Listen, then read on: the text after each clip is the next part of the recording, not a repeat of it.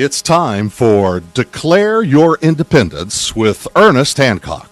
Believe me when I say we have a difficult time ahead of us.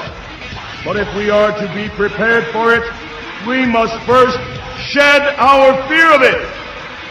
I stand here without fear because I remember that I am here not because of the path that lies before me, but because of the path that lies behind me. I remember that for 100 years we have fought these machines. And after a century of war, I remember that which matters most. We are still here! Tonight, let us make them remember we are not afraid!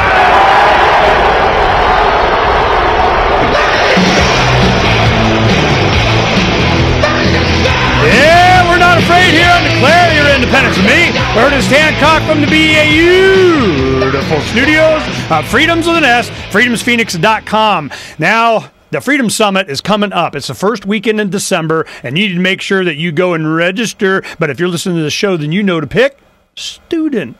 So you get in cheaply, because we're doing a lot of advertising in local radio here, and we're gonna get our share of Republicans. We just want to make sure that we have all our friends there. Well, we got all our friends there speaking, like my good friend Charles Goyette. Welcome to the studio, Charles Goyette. This is the first time everybody gets to see you. Hello, Ernie. How are you doing? This is a nice little slick thing you put together here. You know, we just getting the concept down. I'm glad I bothered to shave and put on a clean shirt and stuff. Little did I know. We'll get the pretty shot there of your site. You know, the thing is that what we've done is we wanted to be able to communicate in every way that we could, and we've had the capacity in the video mixers and all that stuff, available. We were just so busy, so we took last week off just to set up all the video so we could start doing video. We've been doing a lot of back-end development of freedomsphoenix.com to accommodate the videos. We've been setting up all the accounts. I mean, we just been busting butt. We didn't quite get finished, but we're far enough along that we get all the concept, and then we'll get all the wires taken care of later. Yeah. But we got a forest of microphone booms and stuff. What is that flashing red light behind me in that one shot? That means, no, that's just saying it's recording. Oh, okay. Our camera's on. All right. So you're on. Well, let's go ahead and tell the people what you're going to be talking about at the Freedom Summit. First. Yeah. We got to talk about your books. Yeah, let's talk about it. Okay, it just came out in paperback. Yeah. The Dollar Meltdown. Yeah. You've been on a big whirlwind tour, man. Yeah. Tell me about it. I tell you, it's kind of fun, but it's exhausting. I did like Coast to Coast with George Nori late at night, and that's really late. That's an overnight show. So I do that show, and then the next morning, let's see, what time was it? Oh, I did, I think it was like some show on the East Coast, and it's 6:30 back there, and that means it's 4:30 here. Well, I can't roll out of bed at 4:25 and be coherent, so I got to get up at 4. But I mean, it's just early and late. There's no telling when. So I've been doing about 3 weeks now, kind of a whirlwind of media interviews and talking about the dollar meltdown, the state of the economy, the Federal Reserve, QE2, what the future holds for us in the near term and the longer term.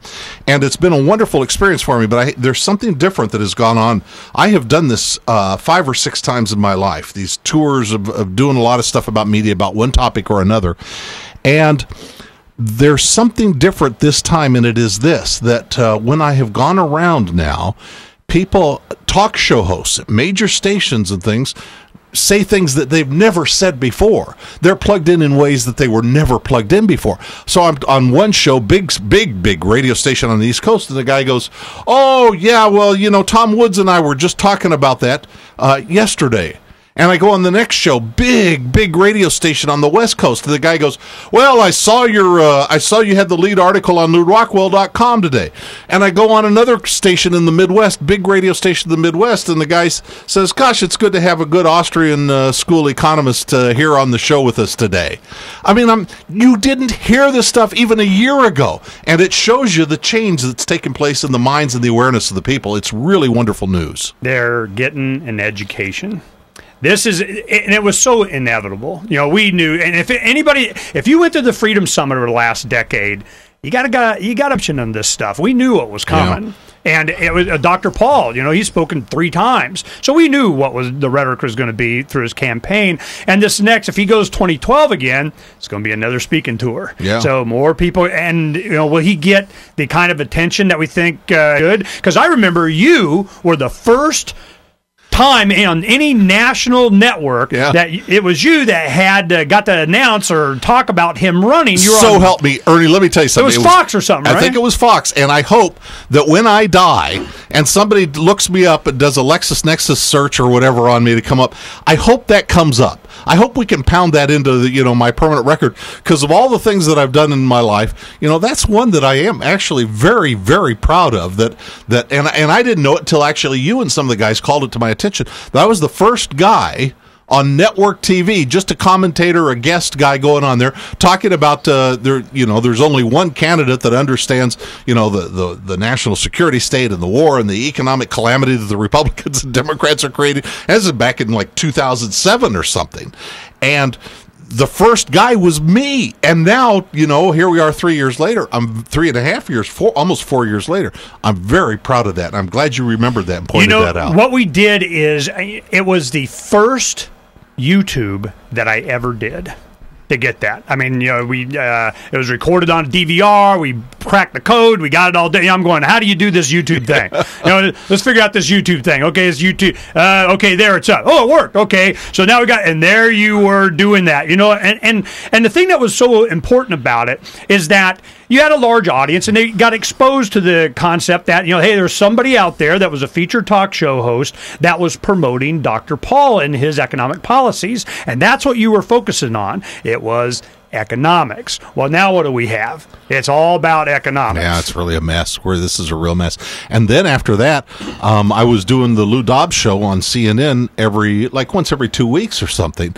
And so once I saw a little, a hole in the line, I just started running through it. And so every time I'd go on Lou Dobbs, I'd talk about, this is a calamity in the making. You need to pay more attention to Ron Paul. So it was Ron Paul this, Ron Paul that on Lou Dobbs, and that all showed up on YouTube. You probably put that up there too. But anyway, it's all very, very nice. Yeah, the economy is in a flipping mess, and I'll tell you something. We need to spend some time on it, because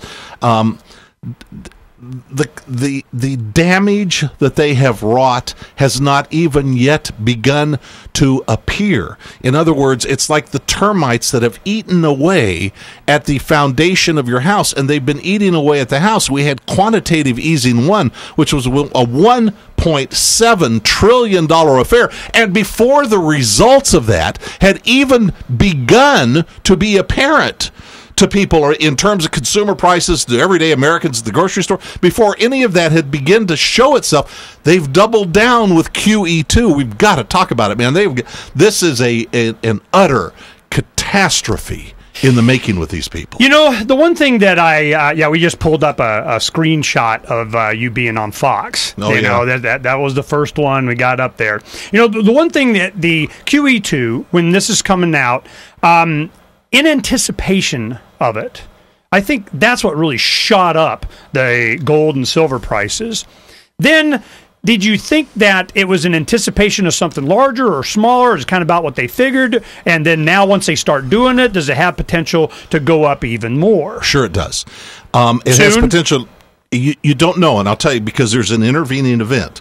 And the intervening event is the world's attention once again getting focused on the sovereign debt crisis of overseas countries, in this case, Ireland. So if it's not Dubai or if it's not Greece, it's Ireland. And so the dollar has a peculiar role in the world, and it won't last forever, but it's still more or less in place as a reserve currency. So here's what happens. When one of these debt crises appears somewhere, you know what it's like? Ernie, I'll tell you what it's like. It's like you're with your family having a softball game with friends and neighbors at the park. Church group reserves a place at the park for a Sunday afternoon picnic, right? And all of a sudden the clouds gather and it starts to rain. So everybody runs for cover under the ramada. and they sit out the rain in the Ramada. That's what the dollar is like when these other crises begin to, but nobody would want to live in the Ramada. Nobody would try to weather a long-term serious storm there. It's just temporary cover while this other calamity is in development. That's why the dollar has bounced back up and gold is sold off a little bit right now. Oh, we're going to talk about it more. Did you get silver when you were supposed to? Oh, I know Charles and I were screaming it for a long time. We'll talk about it more when we come back.